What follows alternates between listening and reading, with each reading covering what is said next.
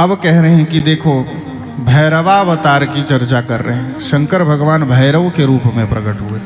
एक बार की बात है, देव और ऋषि आप मिलकर सब इकट्ठे हो गए कि सब भाई देखें परम तत्व क्या है, कौन परम तत्व है जानने के लिए।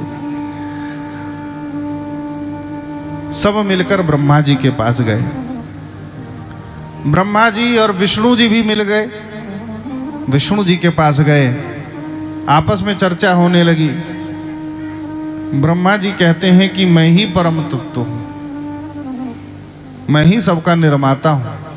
भगवान विष्णु ने कहा कि तुम परम तत्व कैसे हो सकते हो जब तुम मुझसे प्रकट हुए हो, मैं ही सबका नियामक हूं। अब दोनों में बहुत विवाद बढ़ गया। सारे ऋषि मुनि देवता सब आश्चर्यचकित हो गए। ये विवाद बढ़ता ही जा रहा था। इतने में ब्रह्मा विष्णु ने कहा कि वेदों से पूछा जाए कि वेद परम तत्व किसे मानते हैं। तो जब वेदों से पूछा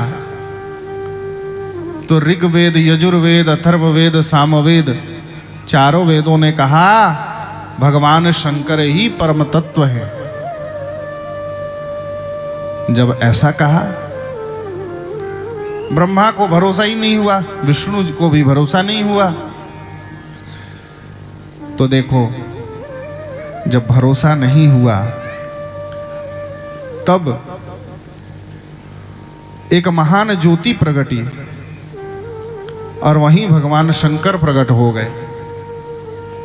जब शंकर भगवान को प्रकट होता देखा, ब्रह्मा जी के 5 मुख में से एक जो मुख था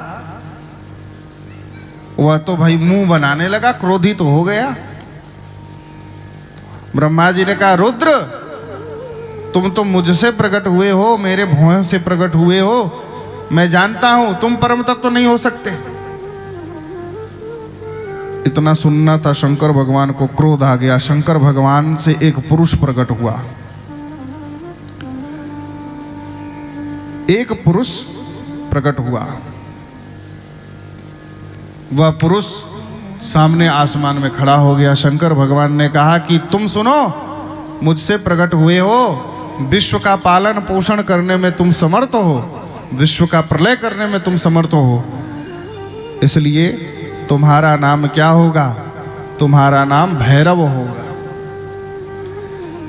विश्वम भर तुम समर्थोसी भारणाद भैरवः स्मृतः त्वत्तो भविष्यति कालोपि ततस्त्वं काल भैरवः। तो संसार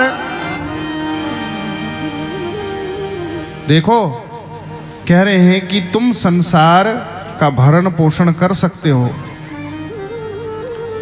तुम भैरव हो और काल भी तुमसे डरेगा, इसलिए तुम काल भैरव के नाम से प्रसिद्ध होगे। तुम मेरी मुक्ति की भूमि काशी के अधिष्ठाता अधिपति बनकर रहोगे। शंकर भगवान ने उनको वर दिया।